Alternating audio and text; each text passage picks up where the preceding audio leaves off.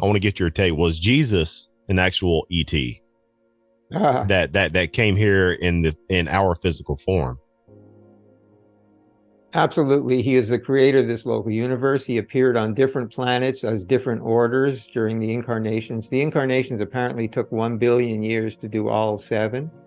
And this was the final one from 2,000 years ago, but he had to live the life of all of his created beings, the Melchizedeks, the material sons, the midway creatures, all these beings. He had to live their life to understand them and be a sympathetic ruler.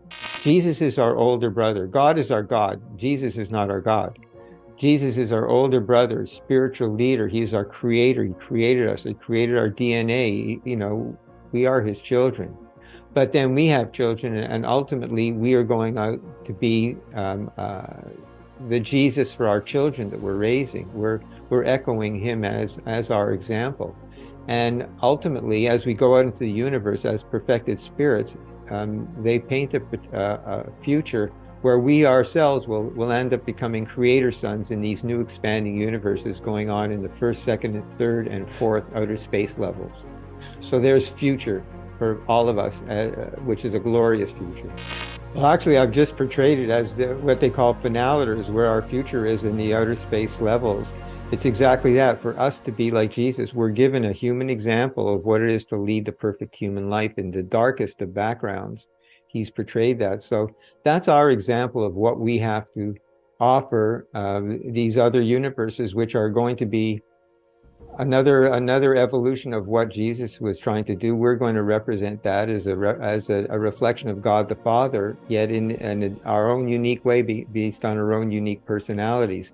So you've sort of encapsulated that. But when I speak about these things, I try and keep my opinion away from that. And when I offer these answers, they're based on my knowledge of it's 47 years of reading the Urantia book.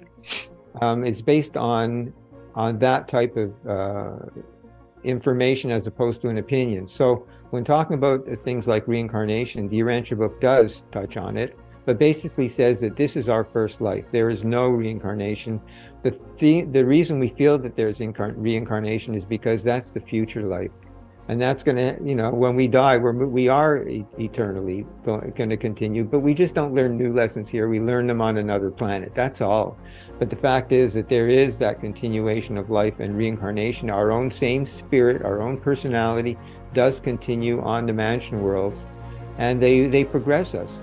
They say that on the mansion worlds, the very first thing is to help us overcome what they call animal vestigial traits. So that's because we come out of the animal mind. But the list is interesting. They say the animal vestigial traits as procrastination, equivocation, which is like white lies, ease-seeking, problem avoidance, unfairness.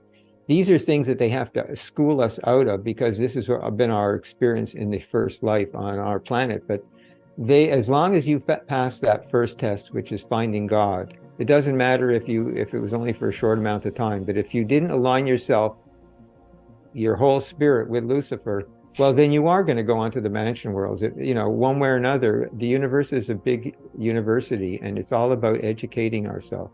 So we are going to be educated to the point that we become true spirits like Jesus, and then we would be qualified to be trinitized by the Trinity in eternity, and sent back out into the universes to create what Jesus created, which was we'll have a corner of some galaxy, and in that 10 million worlds that are assigned to us, we will portray our concepts of truth, beauty, and goodness for a whole nother world, series of worlds. So Now, I wouldn't think that it would be something you would call another dimension, in the sense that it is something that is non-material, but it's occurring on another planet. These are all planets in our local system. We have a good idea about the cosmology, what's out there. So all those questions about is there life on other planets, that's pretty well answered in the Urantia book with completion, that you don't have questions like that anymore. Those are answered in the first year of reading, what's going on out there. So it's also then a matter of faith. And my faith is that the Urantia book is the real deal. The fact that it's actually been accredited in Supreme Court of the United States as an extraterrestrial document should give many a pause to think, well, maybe we should take a look at that book if it actually will answer some of these age-old questions. Certainly give accurate information about the life and teachings of Jesus that is so important. You know, I don't want to denigrate in any way, shape, or form the teachings in the Bible.